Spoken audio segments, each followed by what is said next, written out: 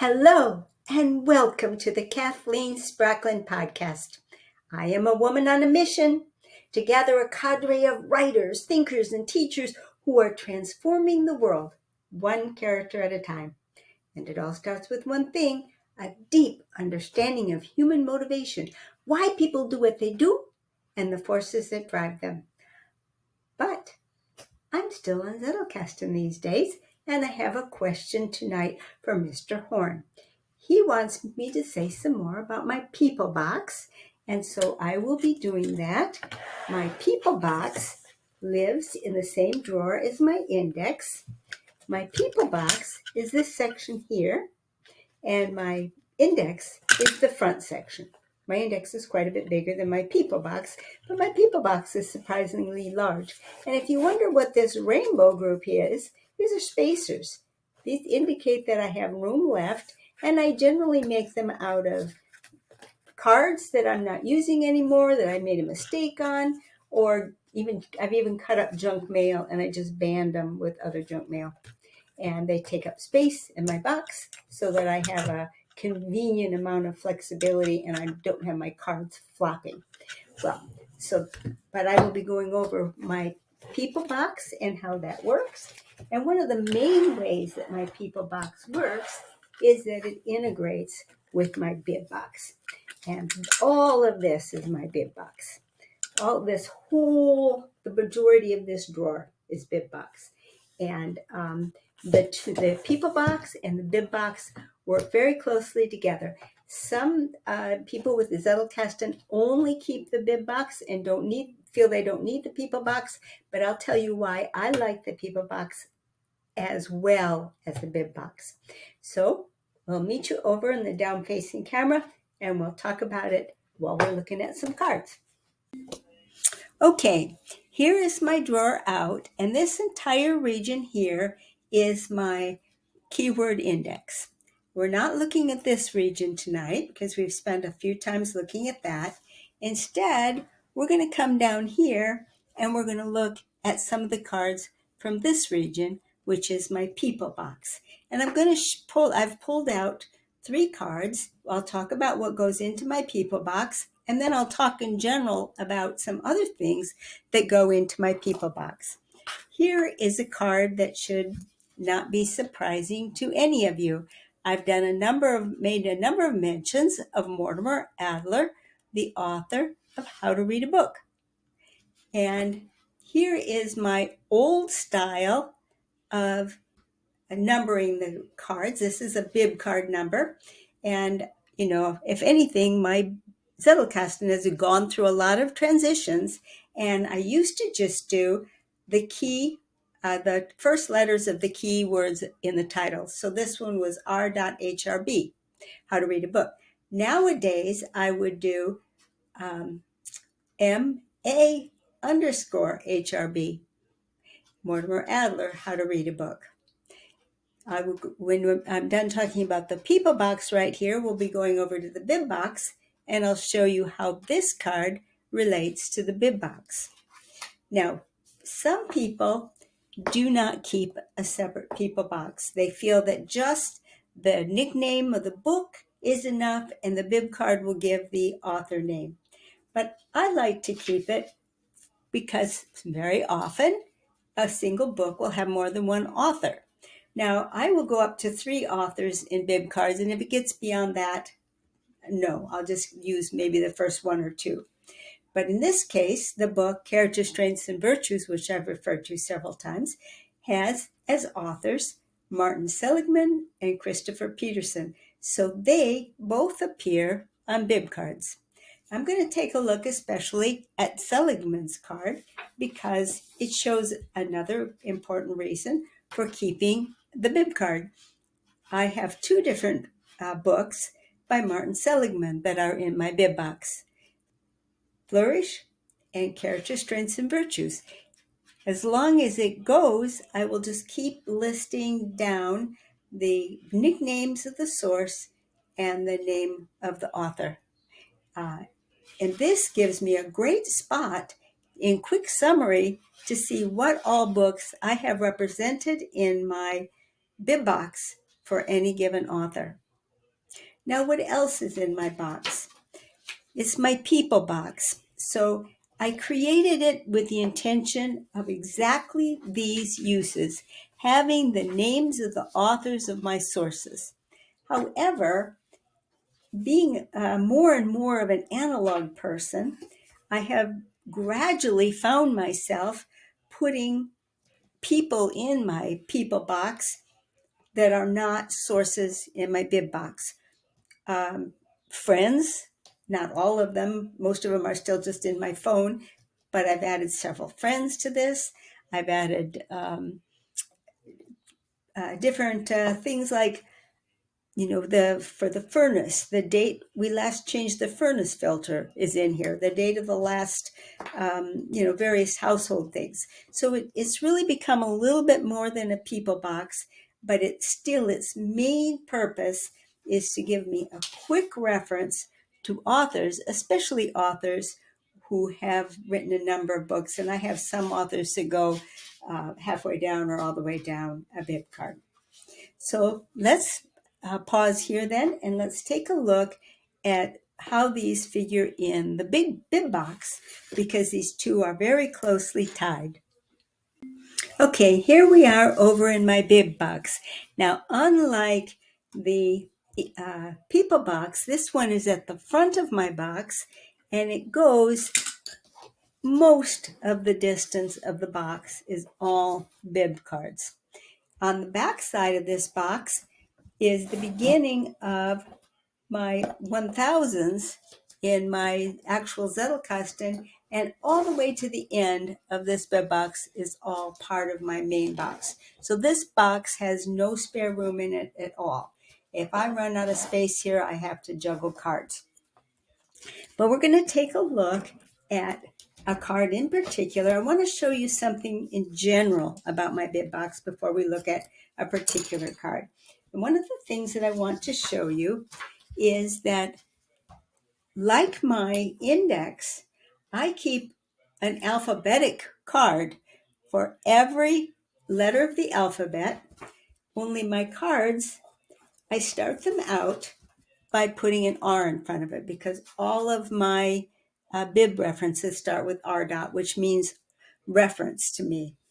And so R dot A is, this card has, it's like a table of contents of all of the bib cards that start with the letter A. I've got this whole thing used up. If I need even one more, I have to start another card. Let's take a look at the letter of the alphabet that has more than one card. Okay, surprise, surprise, it's the letter J. That's kind of a surprise that the letter J would be one that would go off the end. Now, I used to keep these religiously because I just used letters of the key words of the title. And with that possibility, it was very likely that I would run into duplicates. And I wanted to make sure that I had not already given away that bib card name. And so I kept this directory.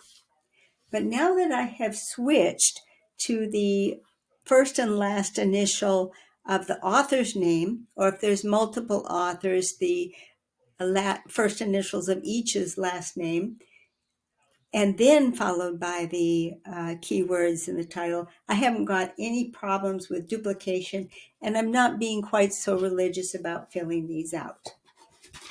But I wanted to show you how that works.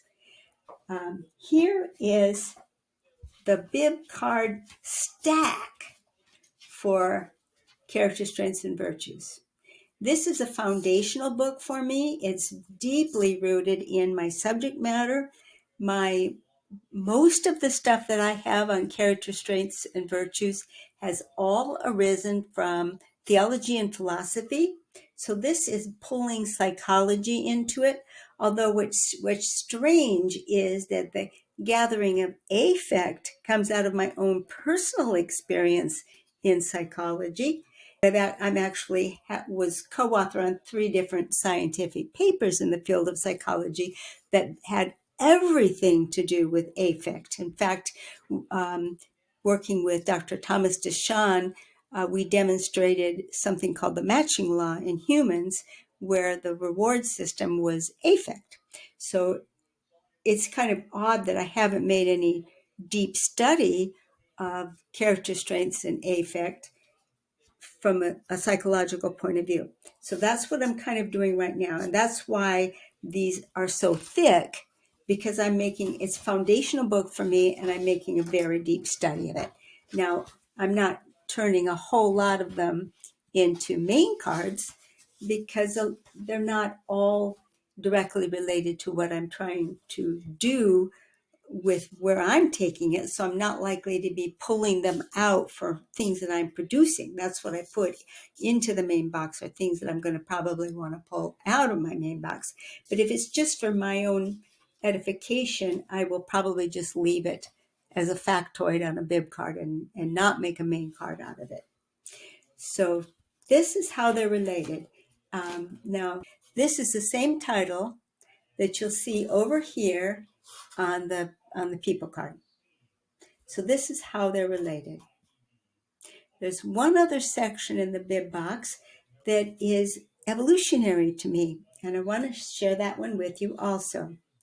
I have a section here, r.ks underscore. Anything in here are my own personal bib cards for my own writing. And this is new to me. My Zettelkasten is constantly, it's undergoing constant revision, constant study. And I used to take all of the things that I produced and I made them into main cards. In fact, I taught a 35-week course on YouTube, and all of the work to produce those lessons were represented on main cards. And this whole section that's this section. Plus all of the sections that I drew from and the rest of my Zettelkasten. And so these things, when it came right down to it, it turned out that they were basically just bib cards.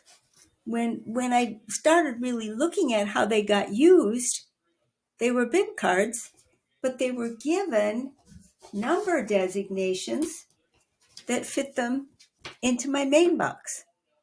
So what I was creating here was something that I call a silo, and that is I had a whole area that was simply this course, and nothing interacted with it, because this was all about the lessons that I taught. And that began to teach me that that what I was really dealing with was a bib card here. So I've started, as you can see, quite recently. If you compare how thick that was and how thin this is, you can see that it's just a recent change, that I'm now using a bib card system for my output. Now, that said, it's still possible that I will end up with main cards coming out of my work. And that is because on occasion I come up with a personal reflection while I'm doing some work. This card came about because I've been working on a design for a Zettelkasten course.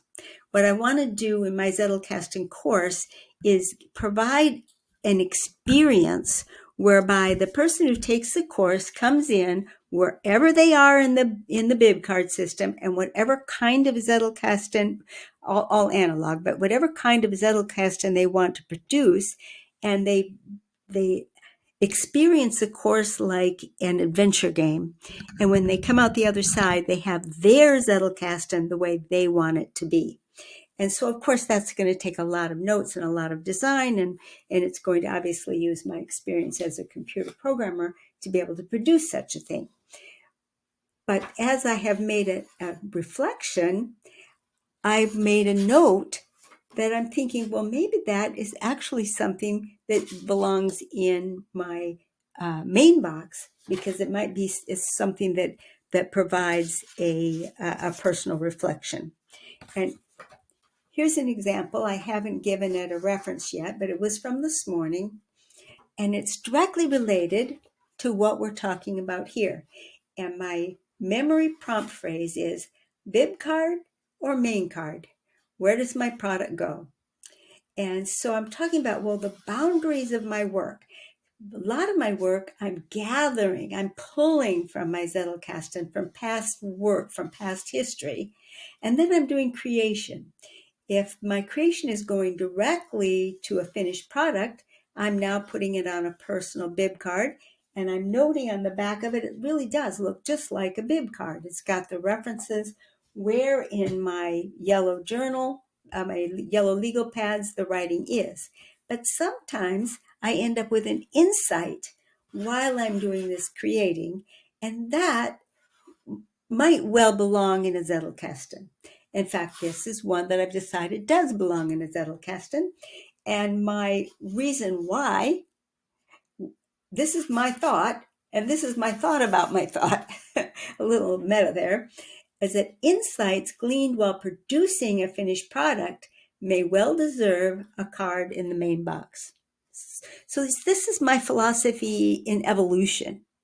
It's undergoing, I live with my Zettelkasten. I use it every day. And so therefore, as I spot new things and new ways of doing things, I try them out. Sometimes they work, sometimes they don't work.